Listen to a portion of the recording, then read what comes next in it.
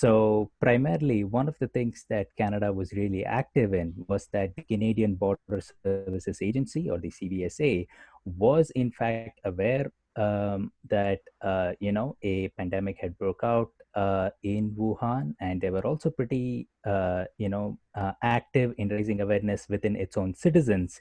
They basically developed an app.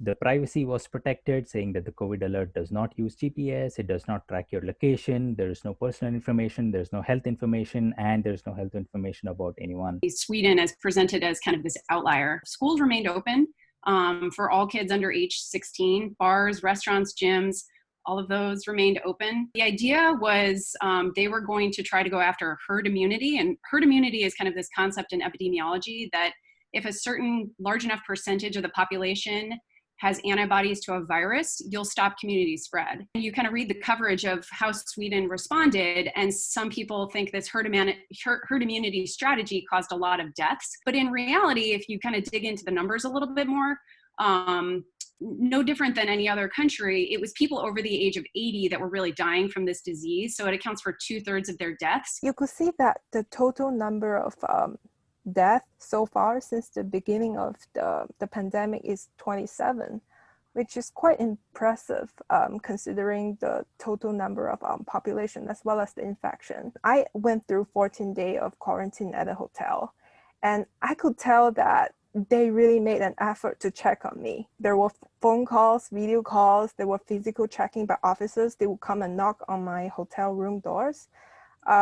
I would also use text messages to report my location 3 times a day. Israel is home to a large number of very practicing and observant Jewish people. A lot of the ceremonies are actually communal. There was like a 3-day Passover religious festival in Israel, and basically the government almost like clamped down because it actually prohibited any travels across the cities and so on. Some interesting and unique decisions, which I found, they ignore the activity of well-organized crime and mobs. These mobs are actually enforcing curfew and isolations. That kind of saved Brazil from a really bad situation.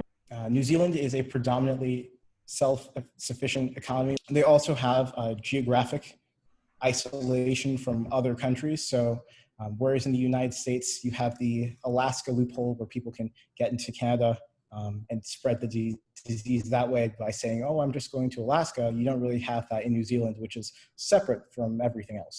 But one thing that they did do differently that they probably should not have done was become complacent and reopened. In late March, the first local cluster of coronavirus was found in Tablighi Jamaat, which is a Muslim conference in Delhi. Instead of accepting that there was community transmission happening, what the government did was they started demonizing this already suppressed minority, which is a tactic which normally works for the Indian government. It had 2 major impacts. First was it stigmatized the concept of the coronavirus, in which in turn led to people not wanting to get tested for it. March 23rd is when they officially entered lockdown. April to early May is where most of the peak was in terms of deaths and cases.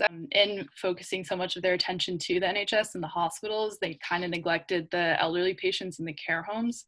And so as we can see, those deaths started rising, even though the hospital deaths started falling. After kind of overcoming that peak, their main priority was on economic recovery. They adopted a new motto: stay alert, control the virus, save lives. They started easing lockdown restrictions, opening things up a bit more. These decisions were met with a lot of criticism. Italy was the country that was the first case outside of Wuhan, China, like outside of the nation of China. I thought it was interesting that the mortality rate in Italy itself was 9% higher than it was in China.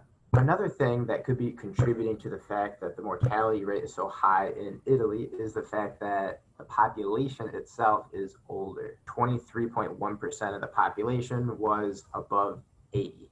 The Italian government has a hard time even like passing laws, much less getting people to follow the laws. And as a result, this policy decision and implementation wasn't very effective.